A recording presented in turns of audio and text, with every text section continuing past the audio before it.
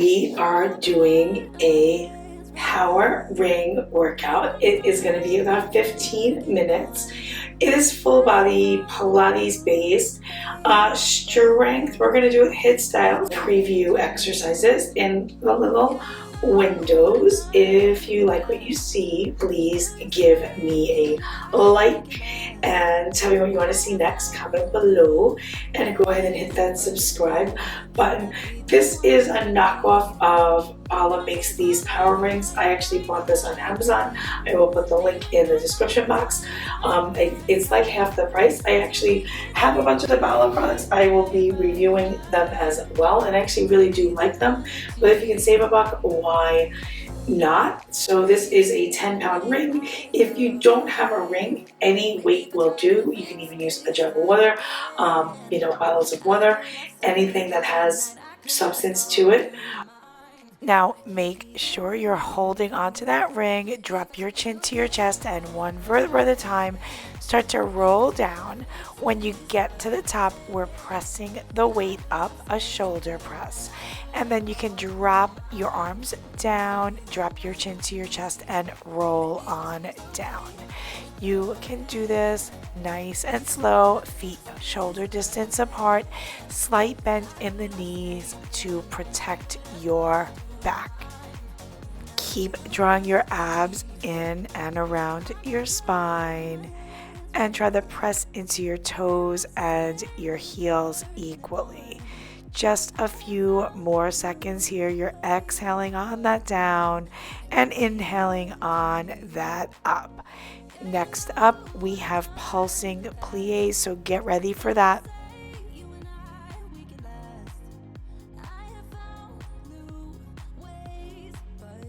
Start with your feet about a little wider than your hips. Your feet are in your V.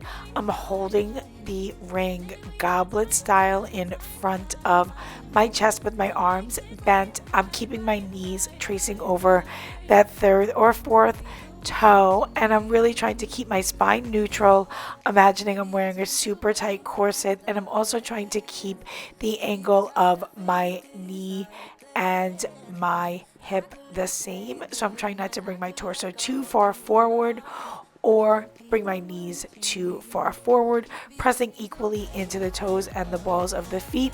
Next up, we have our side lunges. We're taking a big step over to the side about the width of the mat, and then we're stepping in and raising that ring if possible like an upright row. My feet are turned out and I'm transferring the weight from my lunging leg to my standing leg. Definitely a pretty advanced move. I just will be showing that little modified version up there on the left, just a basic little side lunge. Lunging down and then really propelling up, springing on up. Just a few more here. Remember, always respect your body. You can always weave in between the easier version and this more challenging version. Next up, we're going right to the other side. So start to take it on over to the other side, lunge on over, bring it on up and balance. Lunge on up, bring it up and balance. You can always go back into that easier version where you're not going up into that plyometric where you're coming up onto one leg, especially for a knee injury or back injury. You can stay with both feet down on the floor. Do keep your knees tracing right over your midfoot.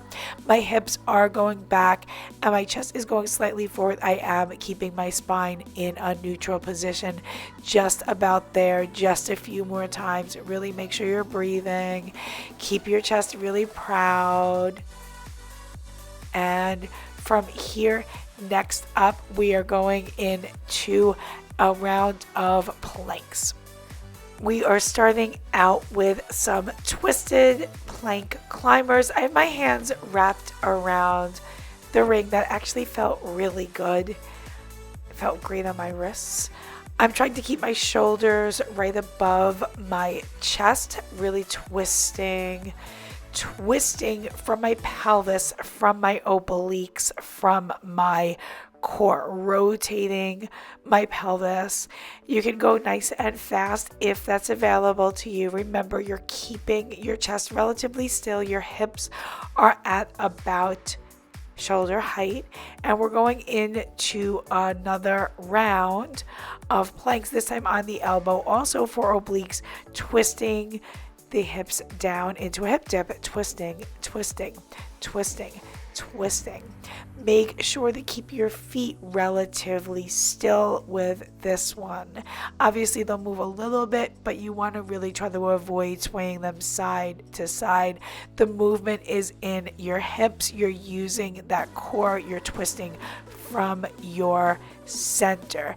Just a few more here, and then we'll be coming up for a round of lunges. So go ahead and come on up. We're going to be juggling the weight around the legs. So you're alternating this reverse lunge, and then you are bringing the weight or your circle under and over as you go back. Just do the direction that feels good if this is new to you. And then you should be making a figure 8. So it just goes on in infinity, right? You really should be pressing into all 5 toes and your heel equally on that front foot. Your back heel will be lifted, and the deeper you lunge and the bigger you step back, the more challenging these will get. That's generally how it works with your lunges and your squats. You are just about there. Few more times, keep engaging that core, and now we have our plie swings. Definitely going to raise that heart rate up. Come to a wide V standing position, sink down into that plie squat, reach the weight in between your thighs, swing up. Make sure this is from your hips and the back body, meaning your back of your thighs. You don't want to reach from your lower back. Make sure you're really pressing your hips forward between your thighs and towards the wall in front of you, engaging the back of your legs and also your abs. If you have back or hip injuries, this might not be appropriate for you, and you can always check in with an in-person trainer if you're unsure about your form. I'm showing you the side view there, just a few more seconds, and then we are going into our Russian twists. We're sitting on the floor, we're hinging back, then coming up at the top and doing our little rotation today. So really keep the heels down, keep your hips level. The further back you go, the more challenging these will get, but notice I'm not going all the way back, and that actually I find it generally harder than going all the way back. And now I'm doing the rotation in the back, which is going to make that a little bit more challenging. So I'm just layering some different variations in. You are free to add the more challenging ones in. Really keep the hips and the feet still here. Notice I'm really trying to rotate my chest away from my thighs. I'm really trying to press my feet down, just about there. Just a few more rounds, twisting, and then center coming up, twisting, center coming up, and take it on back. And then we are bringing it all the way on up, and we're gonna take it into a big round of bridges. Going to have some fun with these moves. I'm using this resistance against the crease in my hips. That will really add some dimension. I'm also going into a little bit of internal rotation here just to add some dimension and variety, just to help keep my knees and my hips healthy, and also just keep my body guessing. And I've got the weight on my thighs a little bit now, and I'm just holding it, which I found to be a little bit more comfortable than having it in the hip crease. And I'm lifting up. Now we're going to take this into some single leg variations. I'm going to be taking my foot through the circle and then lifting up and lowering, lifting and lowering. Ideally, not touching the leg with that circle. Try to exhale on that up, inhale on that down. And then I started pulling my arms down and up as I lifted and lowering the hips. As my hips lifted, I pulled the circle in just to add a little more dimension, going right to that other side, down and up, down and up. Exhale and inhale. Try to reach that foot way up to the ceiling just to make that a little bit more challenging. Leg being really long will make that a little bit more challenging. From here, we're going to be going into a big side elbow plank series. The ring can actually be used sort of to help support you. So this is definitely challenging, but you can shift some of your weight into that ring. There's definitely a challenge to keep the thing balanced. And we're going to start adding some leg variations in. You can opt to do them or not do them. That is always up to you. Of course, lifting a leg up will make that significantly harder, and you can always hold a plank, and I show the modification with the bottom knee down, shifting the bottom foot back behind you, exhaling and inhaling, keeping your hips nice and lifted, trying to keep that hip right up at shoulder height. That's the hard part. Just a few more, and we're gonna head right to the other side. Just fixing my mat there. Now on to that other elbow, using that circle to support, starting with just that circle, sliding forward and back, just finding that balance. Remember, you can always go into that mod. And let's see if we can start to take that top leg up and then bring it on down. Take that top leg up and reach it on away.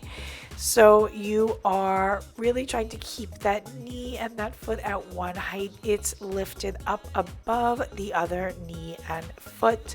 My hips and my shoulders were really level, and now it is time to come up for this rainbow lunge, which is deceivingly harder with a 10-pound weight in your hand than one would imagine. Sorry, my hands got cut off for some of these upper body movements.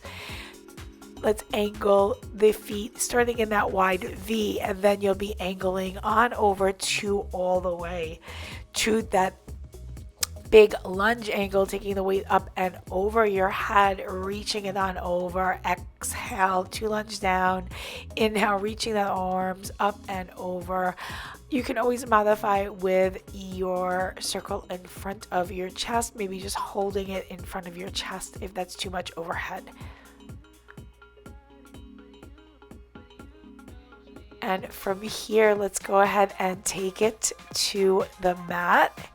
You are doing just a few stretches and it is all finished. We did the workout. If you liked it, please give me a follow and hit the like and let me know what it is that you want to see next. And I'll see you on the flip. More coming in this series.